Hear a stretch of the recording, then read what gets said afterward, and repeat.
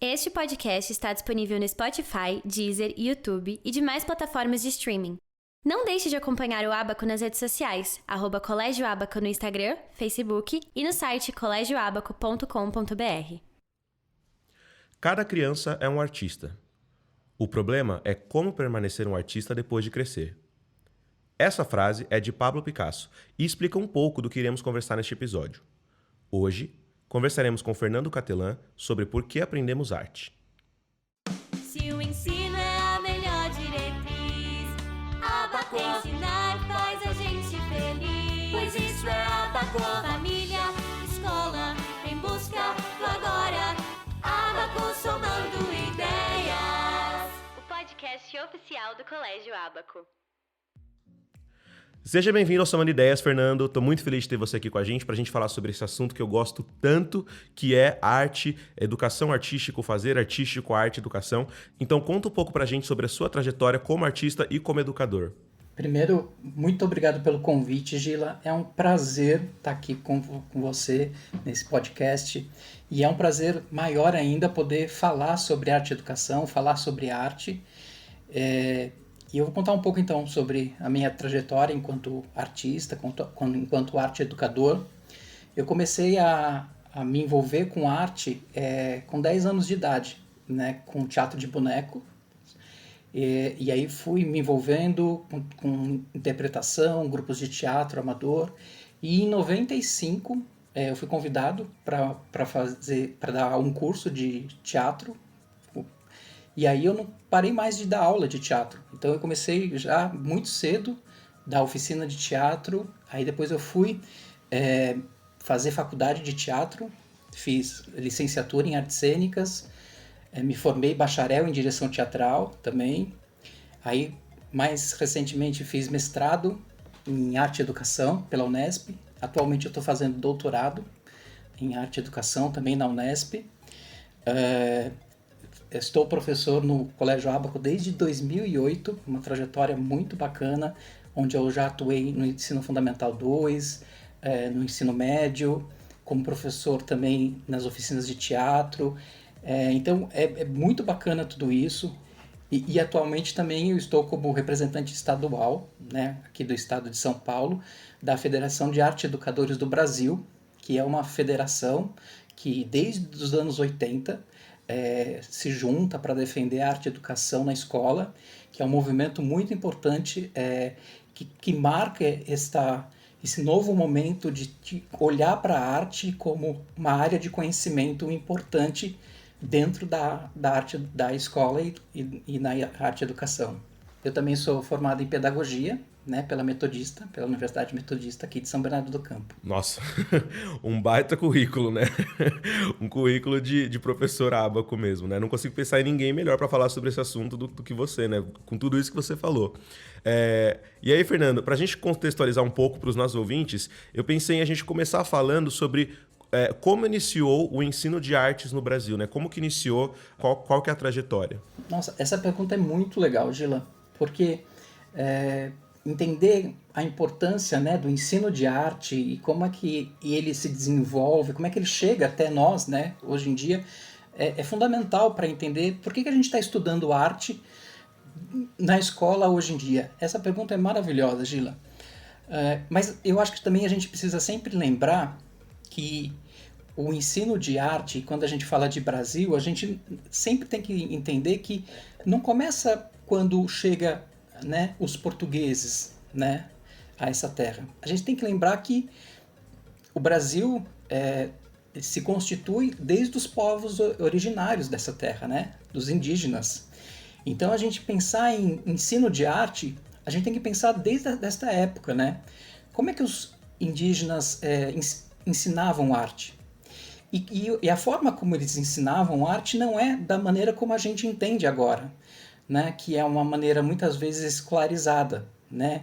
De uma forma que tem um agrupamento, que ensina de uma forma, né, bastante organizada, vamos dizer assim. O ensino, né, da arte indígena, ele tem um acontecimento no dia a dia, né? em que vai se passando de geração para geração, de pai para filho, e isso entra como se fosse um costume, né? Como parte da vida, né? Como a arte é, né? Parte da vida. Então a gente nunca deve esquecer que o ensino, né? Ele está na rotina da vida, né? Dos povos originários, né? Dos indígenas. E aí, sim, aí a gente vem para o que a gente conhece mais na literatura, vamos dizer assim, com a chegada dos portugueses. E aí a gente vai para o ensino da arte mais sistematizado, vamos dizer assim, né? Então, quando a gente vem com a chegada dos portugueses, a gente tem o ensino da primeira vez que a gente vai pensar em ensino da arte é com os jesuítas, que eles chegam no Brasil e começam a construir igrejas. E como a tradição, né, europeia é de uma tradição barroca, de decoração de igreja, eles começam a construir oficinas, né, eles ensinam, né, as pessoas que estão aqui no Brasil, os indígenas e tudo mais, a arte de decoração de interiores, né, das igrejas, para poder decorar a igreja. Então você tem um primeiro momento de decoração, né, das artes visuais a partir da decoração dos interiores da igreja. Aí depois a gente vai pegar um segundo momento muito importante da nossa história, e que se a gente for ler e a gente for ver, algumas pessoas vão dizer que é o início do ensino da arte, e que é um equívoco, né? Que seria a vinda da missão francesa, quando Dom João VI está aqui no Brasil, e que acaba fundando a Academia, né, de Belas Artes, Imperial de Belas Artes no Brasil, e que começa a se ensinar, né, uma arte neoclássica, com um estilo romântico, de pintura e tudo mais. E aí sim, um ensino realmente de pintura europeizado e assim por diante. Algumas pessoas vão dizer que aí começa. É um equívoco, porque a gente já tem arte indígena, a gente já tem arte barroca, a gente tem vários tipos de arte já sendo acontecendo no Brasil, né? E aí, na escola, como a gente entende escola, né, hoje em dia, o desenho ele vai entrar na virada do século XVIII para o XIX, com um pensamento positivista, quando começa a ter a ideia de um conhecimento mais racional, mais objetivo. E aí o Rui Barbosa introduz o desenho na escola como uma possibilidade de conhecimento do desenho técnico para uma possível treinamento para as pessoas que vão vir a fazer, por exemplo, faculdade de engenharia. Então o desenho, eu acho que muitos de nós, ou algumas pessoas, né, que estudaram, já viram, por exemplo, desenho geométrico nas aulas de arte. Vem daí, vem desse lugar, né, de colocar o desenho a serviço como se fosse uma ferramenta, né, para uma outra disciplina, para um outro conhecimento. E aí a gente tem a Semana de 22, né, o modernismo, né, aparece, e junto com o modernismo vem as ideias, né, nesse período, as ideias da Escola Nova, que o Anísio Teixeira traz, né, no Brasil, a partir das ideias do filósofo John Dewey, né, um filósofo norte-americano, que a educação precisa acontecer a partir da experiência, do contato com o objeto do conhecimento. E aí a arte passa, nesse momento, a prezar pelo fazer artístico, né? E não só o apreciar, não só o olhar como o apreciador da arte. E é nesse momento que a gente vai ter uma coisa que a gente vem até hoje, que é a ideia da livre expressão, né? De você se expressar através da arte, do desenho, da música e assim por diante. Nesse momento também a gente tem um acontecimento importante, que é durante a Era Vargas, né? Que é o convite que o Getúlio Vargas faz ao maestro Villa-Lobos para introduzir a música na escola, com o que a gente fica conhecido como canto orfeônico, que ele faz grandes corais, e que começa a ter também esta cultura da música dentro da escola. Então, o que a gente está vendo até esse momento? O desenho dentro da escola e a música dentro da escola. E as outras linguagens aparecem, mas elas aparecem mais como, por exemplo, apresentação. Então, encerramento de final de curso.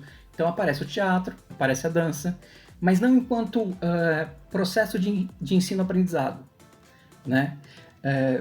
E aí, só depois, lá em 71, que a gente vai ter na LDB, que é a lei, né, que regula a educação, a arte entra como obrigatória, mas não como disciplina, como atividade.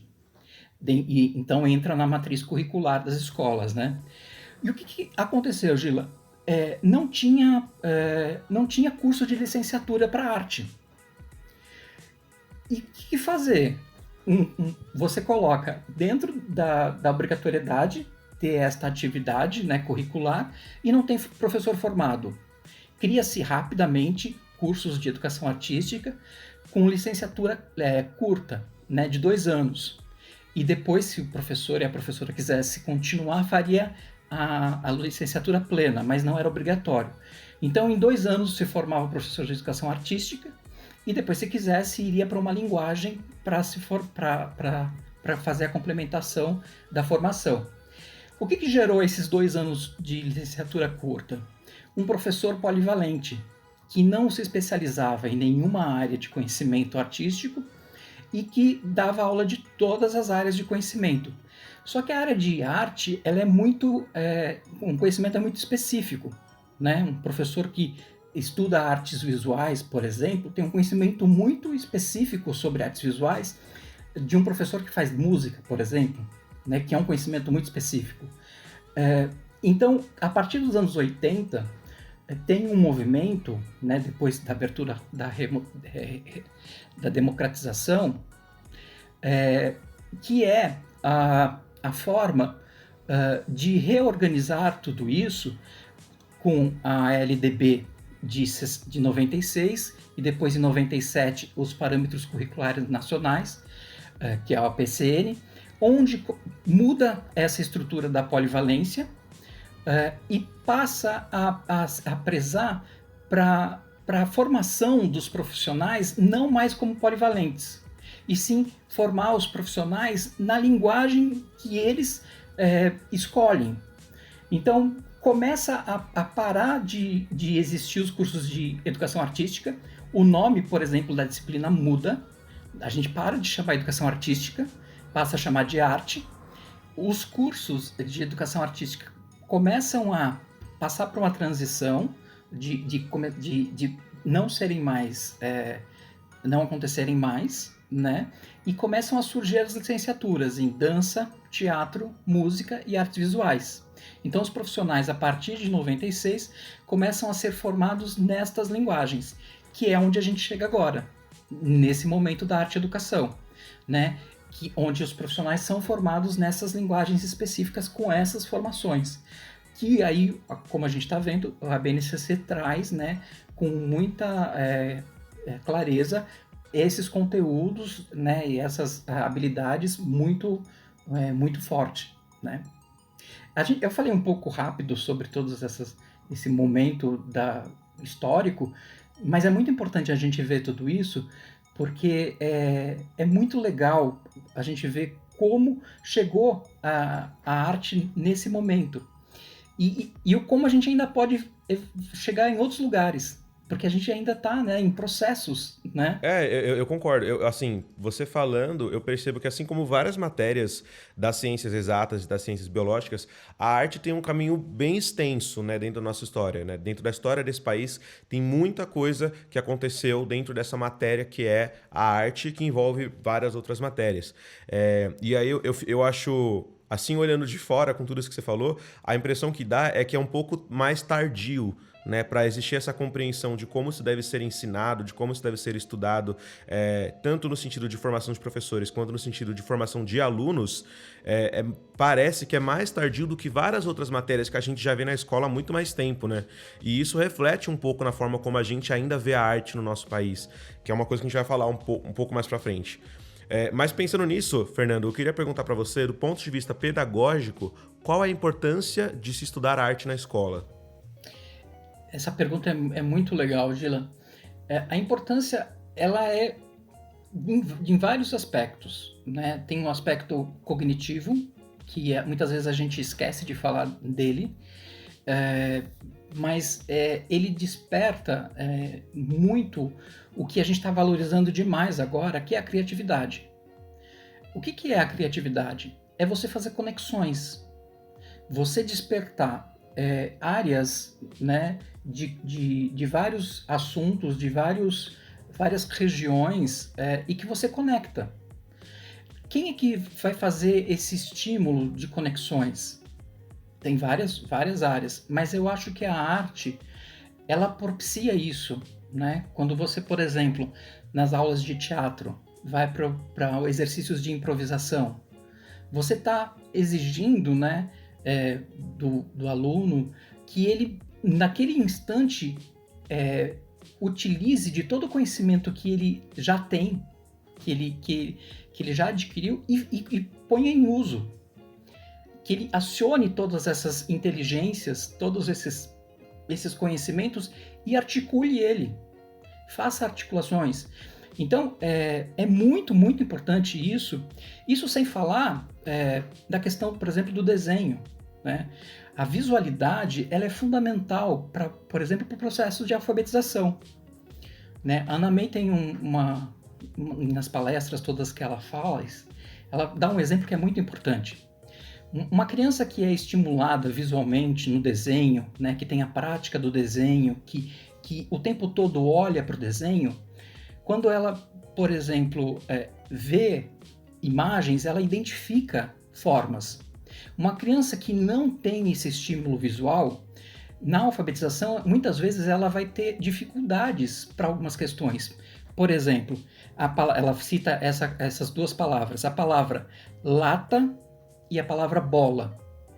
A palavra lata e a palavra bola, visualmente, é uma letra alta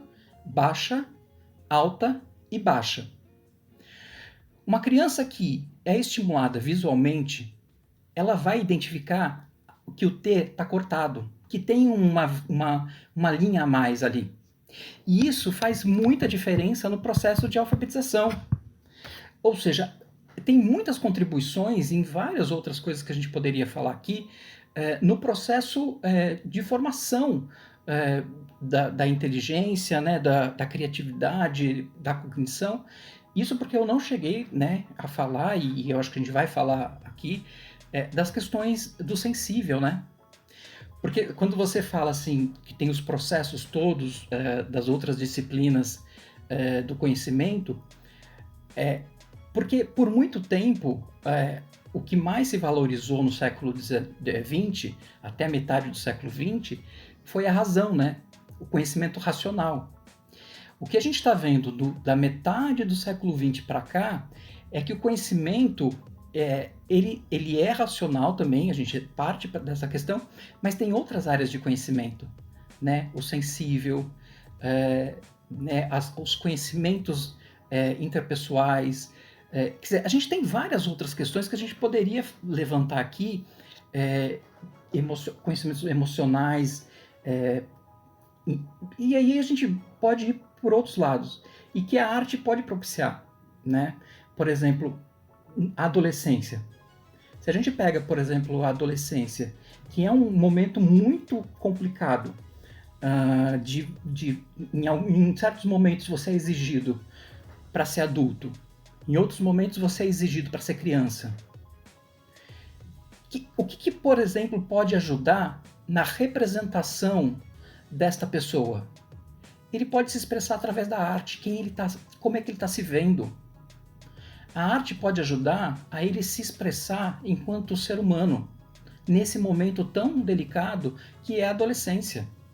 Então ele vai poder representar, fazer as representações do mundo que ele está vendo e como ele se vê. Então é muito importante a arte em todos esses processos. É um pouco isso, mas a gente poderia ficar falando aqui horas, né, dessas coisas todas. Aham. Então, isso é muito legal, Gila, porque a gente começa, então, nesse momento, a olhar para a arte não mais como uma atividade recreativa, como a gente olhava, né? A gente começa a olhar a arte como um campo de conhecimento, como uma área de conhecimento. Eu acho que isso é uma das coisas que nós, como artistas, a gente está sempre lutando para reafirmar, né? A arte é um campo do conhecimento. Além de tudo isso que você falou, mas pegando essa parte da arte ser um campo do conhecimento, eu sinto que isso acaba virando um looping eterno que a gente vive nesse país há muito tempo, né? A gente escuta muito de várias pessoas diferentes falando que a arte não nos leva a lugar nenhum, a arte não dá dinheiro, a arte não dá sustento, a arte no Brasil não é valorizada. E com o passar do tempo e com o fazer artístico, a gente vai percebendo mais e mais que isso não é verdade. Assim, essa parte da arte não ser valorizada no Brasil até que faz sentido, né? A gente sabe que isso é uma realidade. Mas aí eu acho que isso é uma questão de nós todos, como consumidores, né? Nós consumimos arte, nós temos esse poder de público e de ir atrás do que a gente quer. Então nós podemos mudar isso. Não tem mais quem mudar isso além do que nós, né? O governo pode fazer incentivo, né? Pode trazer leis de incentivo, editais, pode levar arte para as escolas, pode levar arte para dentro das casas, mas a gente também tem que querer consumir isso, né? Nós podemos mudar nossos discursos, nossas atitudes, porque somos nós, tanto como artistas, mas principalmente como público, que podemos valorizar a arte do nosso país. Então, eu sempre questiono assim, você, por exemplo, você que está ouvindo a gente, você já foi na Pinacoteca de São Bernardo do Campo? Né? Você sabe onde ela fica? Né? Você já foi ao teatro aqui na nossa cidade, né? A gente tem o Teatro Elis Regina, a gente tem o Teatro Lauro Gomes. Você já viu produções teatrais dessa cidade, da cidade de São Bernardo do Campo? Ou você sabe quando que a gente vai ter shows de música no Parque Salvador Arena? Então, tem muita coisa que acontece ao nosso redor, de graça, com qualidade e que a gente não valoriza. Claro que nesse momento nós estamos num momento de pandemia, então, né, agora nesse momento não está acontecendo, fique em casa mesmo, tá? Não vá atrás da Pinacoteca nesse momento, mas assim que for possível, se pergunte essas questões de novo, né? O quão próximo você tá da arte e o quão próximo você tá da arte da sua cidade, né? Então, assim, não é só o Netflix que você chega em casa depois do trabalho, liga a TV e assiste, o que é incrível, o que tem que ser feito mesmo, né? Mas existem milhares de artistas, milhares de artes diferentes, milhares de possibilidades dentro desse campo da arte. E enquanto a gente não valorizar o que é nosso, quem que vai valorizar, entendeu? Porque assim, a gente valoriza muito o que vem de fora. Quem tá lá fora não vai valorizar o que tá aqui. Quem mora nos Estados Unidos não vai saber o que tá passando no Salvador Arena, sabe? Tem muita coisa que acontece ao nosso redor, como eu falei, que a gente não sabe. E eu admiro muito o Colégio Abaco por conta de todo esse apoio que o colégio dá pro setor artístico. A gente vê que essa mudança da valorização da arte começa desde a escola. Sim, e o que eu acho mais legal disso que você falou do Abaco é que isso vem de muito tempo, né? O que, por exemplo, a gente está vendo essa transição do ensino médio com dos itinerários formativos que vão valorizar, né, o conhecimento que está para além da grade curricular, né, que cada um vai percorrer e fazer a sua formação. O Abaco já fazia isso há muitos anos, né? Oferecendo disciplinas extracurriculares, né? Oficinas, cursos, tanto na área artística, como a gente, né, como você citou aqui, como na área dos esportes, como na área também das ciências. Quantos projetos inovadores de ciência a gente viu, né, nas oficinas do Abaco? Então, isso é muito interessante, né, ver a vanguarda que o Abaco já tinha há muitos anos, né? Isso é muito legal. E retomando um pouco do que você falou, Gila, da importância da arte, da valorização da arte, é muito estranho ser professor de arte e entender e ver o quanto a arte muitas vezes é colocada num pedestal e como a arte às vezes é colocada como se não fosse nada. E aí você olha e fala assim, mas peraí, você está valorizando em algum momento, em outro momento você não está dando nem importância, né? Porque, por exemplo, quando você vira e fala assim, não, mas isso é futebol arte. O que você está querendo dizer quando você fala é futebol arte? Porque isso é tão bom que é arte, né? Você está dizendo Isso não é só esporte, né? Não que esporte não seja bom, mas você tá colocando a arte como um adjetivo, né? Você tá valorizando isso para outro lugar. Ao mesmo tempo, você muitas vezes tem a colocação da arte como tipo, menino, você não faz arte. Tipo assim, vai fazer bagunça, né? Como se fosse uma coisa tipo, isso é ruim. Então, como é que a arte é ao mesmo tempo uma coisa que você valoriza e ao mesmo tempo uma coisa que é ruim, né?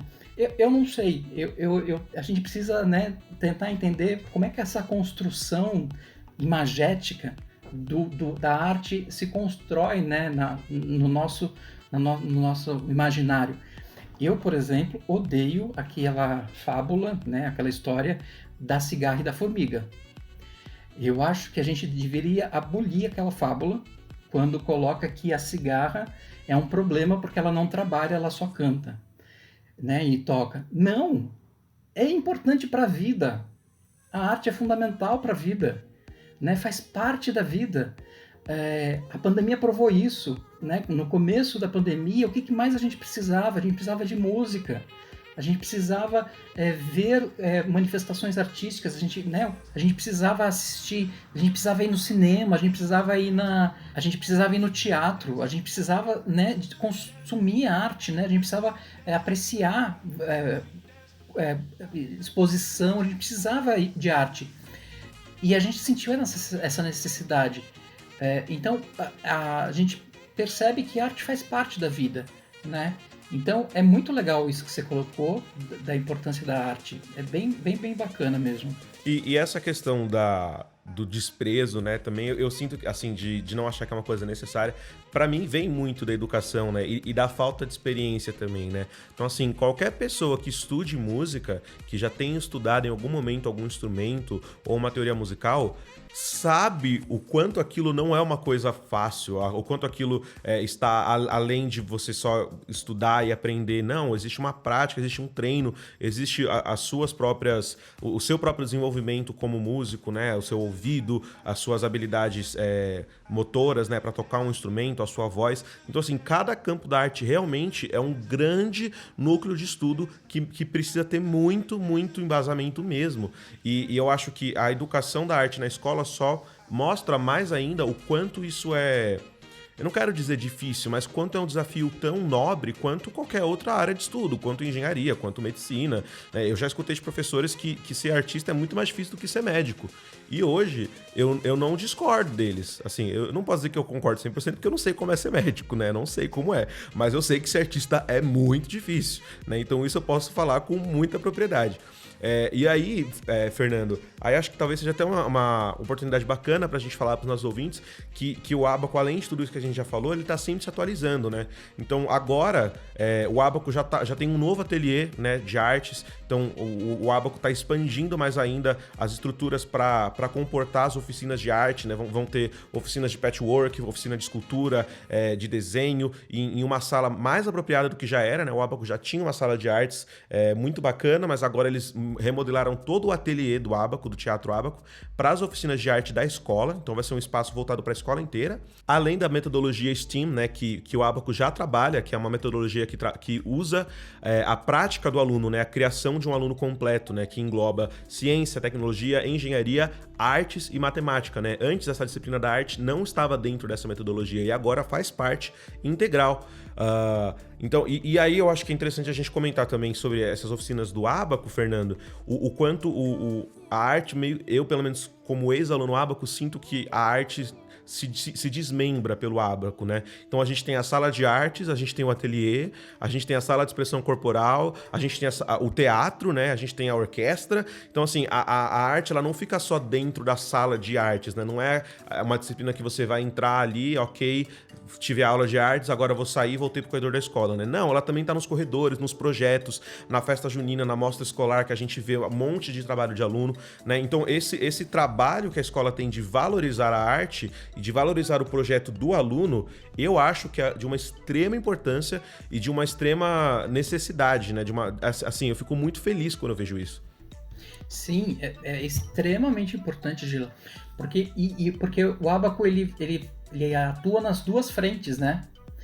Porque oferecer a arte como está, né, na legislação, que é dentro do currículo, que é muito importante, porque é muito importante a gente ter arte para que todos tenham contato com essa experiência, e para aquelas pessoas que se interessam mais, né, por esse campo de conhecimento, poder fruir mais arte, né, poder ter mais experiência, mais prática, mais... E isso é fantástico, né? Uhum. Porque às vezes você tem outras formas de contato com a arte, né? Que é diferente, né? É diferente uma experiência com arte dentro da aula de arte, né? Na matriz curricular do currículo, para uma oficina. E o que eu acho que você destacou aqui, e que eu acho muito legal no Abaco, é que muitas vezes a gente vê alguns colégios, algumas escolas, que quando você pensa em arte, a gente só pensa no ateliê, na sala de ateliê. Como se a sala de arte fosse a sala de um artista. A gente, enquanto professor de arte, a gente não pensa no aluno como se fosse um artista. Ele é um ser humano, né? Que também a arte faz parte dele. Né? Faz parte do ser humano a arte. A gente não tem a pretensão que todo mundo se torne artista profissional. E usar, por exemplo, a expressão é um ateliê, no sentido de só usar essa expressão, também acaba, de alguma forma, direcionando para só o profissional. É importante ter o ateliê, mas é importante também ter, como o Abaco tem, a sala de expressão corporal, que vai atender às aulas de dança, que vai atender às aulas de teatro. É importante a gente ter, como a gente tem no Abaco, o teatro, que a gente tem lá as aulas de teatro. Ter também a sala, como a gente tem lá no Abaco, que tem uma sala com os instrumentos, que a gente pode ter aula de música. Ou seja, a gente tem no Abaco a possibilidade das 4 linguagens artísticas poderem acontecer, e equipado para que isso aconteça, né? Para que a gente possa exatamente exercer tudo isso que a gente falou até agora, né? Fazer a arte realmente ter todas essas expressões, ter todas essas manifestações. É muito importante e muito legal a gente poder trabalhar num espaço em que isso acontece, né? E diferente de outros que às vezes a gente não tem esses todos recursos. Sim, essa infraestrutura, né? E, inclusive, também, assim, levar a arte para casa, né? Não deixar a arte ficar apenas na escola, né? Mas que os alunos também desenhem em casa, né? E, enfim, escrevam, pintem em casa, se expressem em casa também. Porque se ficar só dentro da escola, né? Se virar aquele hábito de... Só na escola que eu vou fazer arte, só na escola que eu vou estudar isso. Então, que seja ensaiar uma dança, ou tocar algum instrumento, ou cantar, o que for. Aí vai virar uma questão de ficar na escola, né? E a partir do momento que você sair da escola, pode ser que você acabe nunca mais voltando a ter esse fazer artístico, né? Antes da gente ir pro quadro Multiplicar o Saber, Fernando, eu queria trazer aqui uma pesquisa bem legal que a gente fez lá nos stories do Instagram um tempinho atrás. A gente perguntou pros pais e pras mães qual era a importância da arte na educação dos filhos, né? A gente queria saber o que os pais e as mães já achavam disso. E a gente teve muitas respostas legais, eu fiquei muito feliz que a gente só teve respostas positivas, né? Então todo mundo concorda que existe uma importância. Alguns falaram sobre a questão do estímulo à criatividade, que você comentou, as questões de cultura, né? Porque afinal a gente sabe que arte é cultura, faz parte da cultura. Também falaram muito sobre o quanto os filhos amam a disciplina, mas tiveram 2 respostas que me chamaram muito a atenção. Uma delas foi uma mãe que comentou que o ensino da arte é tão importante quanto a alfabetização. Eu achei essa uma resposta fenomenal, porque eu fico pensando que quando uma criança é alfabetizada, né, ela aprende a ler e escrever.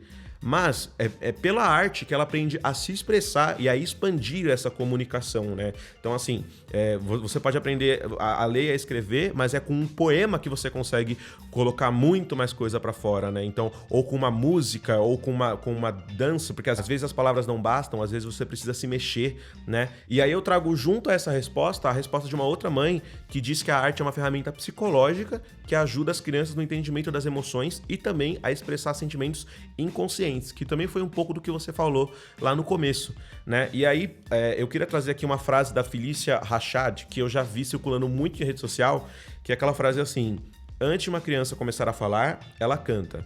Antes de escrever, ela desenha. No momento que consegue ficar de pé, ela dança. A arte é fundamental para a expressão humana. Gila, essas colocações são muito importantes. Essas contribuições dos comentários são interessantíssimas. Vou começar comentando essa frase que você fez agora, que é a questão da criança. A gente nasce e assim que a gente, né, começa a ter um pouco de motricidade, começa a aprender algumas coisas, a gente começa já a se manifestar artisticamente. Dá um lápis para uma criança, uma canetinha, você vai ver o que ela faz. Ela já começa a se manifestar, começa a riscar tudo que vem pela frente dela. A gente cresce um pouco mais, ou a gente já começa a cantarolar. Depois a gente começa a representar coisas, né? A criança um pouco maior começa a dizer: eu sou fulano, eu sou o pai, eu sou a mãe. Começa a representar outras pessoas que não é ela. Ou seja, você, o tempo todo no nosso desenvolvimento, a gente vai se utilizando de arte. A arte, como você disse, ela faz parte da vida. O problema é que conforme a gente vai crescendo, a gente vai ouvindo um monte de nãos. Não faz isso, menino. Não faz isso, menina. Aprende a desenhar. Que desenho feio. Nossa, você quer aprender? Você não canta bem. Nossa, aprende a dançar. Nossa, dança direito. Sabe aquelas coisas todas que a gente vai ouvindo conforme a gente vai crescendo? E a gente vai se censurando. A gente mesmo, sabe? Vai se bloqueando. E isso é muito ruim, porque a gente faz arte. Nós somos seres artísticos, sabe? A gente se expressa através da arte. E não sei em que momento a gente perde isso. Quer dizer, não é que perde, a gente tem isso aqui dentro, só que a gente não se permite. E por isso que é importante a gente, na escola, em todos os lugares, tentar manter vivo isso, tentar resgatar tudo isso. Porque isso é extremamente importante. Porque aí depois eu volto nos comentários que você destacou. O que é extremamente importante, como colocou a alfabetização? É muito importante a alfabetização estética. A gente precisa cada vez mais entender da importância da alfabetização estética. Porque a gente precisa entender o que a gente observa, do que a gente está olhando. Porque quando a gente entende o que a gente olha, a gente compreende o mundo que está à nossa volta. A gente entende tudo o que está acontecendo. Porque a leitura não é só a leitura da palavra. É a leitura poética das coisas que tem também na palavra, que tem na visualidade das coisas, que tem nos sons que cercam o nosso mundo, né? O nosso universo. Ou seja, a gente precisa ser sensibilizado, sabe? O tempo todo. E eu acredito muito que a arte possa contribuir na escola, né? A gente voltar a ser aquilo que a gente já é, né? Manter vivo essa manifestação artística que a gente sempre teve e que às vezes a gente vai sendo podado conforme a gente vai crescendo. Sim. Perfeito. Eu pensando aqui, penso que talvez isso também surja muito da nossa sociedade, no sentido de questionar, né? Porque pensando assim, né? Tudo que a gente... Quando a gente pega outras áreas de estudo, quando a gente pega uma ciência exata, uma ciência biológica, é inquestionável, né? 2 mais 2 é 4, a gente sabe disso, né? Então, o corpo humano trabalha da forma tal. Agora, a arte, né, as ciências humanas, elas são questionáveis. A arte existe para ser questionada, não tem certo e errado. Você não vai olhar para um quadro e falar isso tá errado, isso tá certo. Não existe isso. É para ser questionado. E aí eu acho que também o método de educação que a gente tem e a forma como o mundo funciona, né, a forma como o capitalismo acaba proporcionando algumas relações que a gente tem dentro da sociedade, fica sendo difícil de de entender que tá tudo bem uma coisa ser questionável, que tá tudo bem uma coisa ser certa ou errada, né? É muito normal da gente ver uma pessoa olhar pra um quadro e falar, mas por que isso é arte? Eu consigo fazer isso, né? E de não entender que não é sobre conseguir fazer ou não fazer, mas é sobre o questionamento, né? Então tem muitas camadas dessa história, acho que até dava pra fazer uma parte 2 desse episódio. Mas assim, acho que a gente conseguiu dar um belo contexto para esse tema, né? E que seja uma coisa que a gente fale mais, né? Que os pais também falem em casa com os filhos, que os filhos falem com os amigos, né? Que isso seja discutido com outros professores também de outras áreas. Acho que a gente pode passar agora para o nosso quadro Multiplicar o Saber. Multiplicar o saber.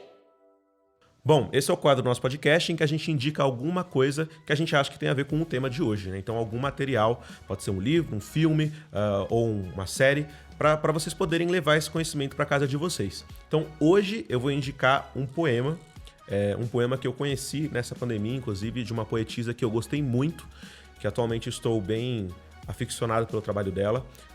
O nome dela é Matilde Campilho, ela é uma poetisa portuguesa, e o poema que eu vou indicar se chama Fevereiro. Então, ele inclusive tem uma declamação dela falando esse poema no YouTube. Eu tenho certeza que se você puder escutar esse poema, possivelmente ele vai te ajudar muito no dia de hoje, porque tem coisas que são faladas nesse poema que eu não conseguiria nem colocar aqui. Realmente vocês precisam ir escutar. Tem 5 minutos o vídeo, é um texto maravilhoso e é um poema que provavelmente eu vou levar para minha vida inteira, porque eu acho que essa é a força também da arte, né? De como ela mexe com a gente, de como ela vai mexendo. Então eu escutei ele há uns meses atrás, depois eu escutei de novo, e toda vez que eu escuto é outra coisa, assim. Então fica aí minha indicação, o poema Fevereiro, da Matilde Campilho. Eu gostaria de indicar um poema também, mas é um poema que está num livro que foi publicado e que é um livro infantil, mas eu acho que não é só infantil. Eu adoro livros infantis que não são infantis, né? Que são para todos nós, né? De uma poetisa também, a Maya Angelou. E esse livro é tão especial porque ele é ilustrado com pinturas do Jean-Miguel Basquiat, que é um artista que eu sou apaixonado, assim, que são lindas as ilustrações, que ele é um artista que fez grafite, né, por muito tempo, e depois ele foi considerado um grande pintor, né, e foi levado como grande artista e tal. E o livro se chama, né, que é um poema, que se chama A Vida Não Me Assusta. É belíssimo, belíssimo, belíssimo, belíssimo esse poema, que ela vai contando em vários versos que a vida não me assusta. Ela vai me trazer várias coisas, mas ela não me assusta. Eu sou mais forte dessas coisas todas que a vida me coloca como um obstáculo, mas ela não me assusta. E nesse momento que a gente está vivendo, né, a gente precisa realmente dizer que a vida não me assusta. A gente precisa ser forte, e a arte, para dizer tudo isso, e a maneira como ela diz, é muito bonito. Então fica a minha dica, A Vida Não Me Assusta, da Maya Angelou. Maravilha, Fernando. Gosto muito dela, inclusive, também. Acho ela maravilhosa. Bom, esse foi mais um episódio do podcast Somando Ideias. Fernando, queria agradecer mais uma vez pela sua participação. Acho que foi um episódio incrível. Estou muito feliz de ter trazido esse tema para cá. Obrigado, Gila. Eu amei participar. Foi muito bom esse momento da gente conversar, e que tenham mais oportunidades para a gente conversar mais sobre arte, porque é muito importante a gente falar de arte, fazer arte, e que a arte esteja, como sempre está, presente nas nossas vidas. Muito obrigado, Gila. Obrigado você, Fernando. É isso aí, pessoal. Até o próximo Somando Ideias. A gente se vê depois. Abacô é somar de ideias. Abacô, multiplicar do saber. Abacô, subtraindo e dividindo emoções.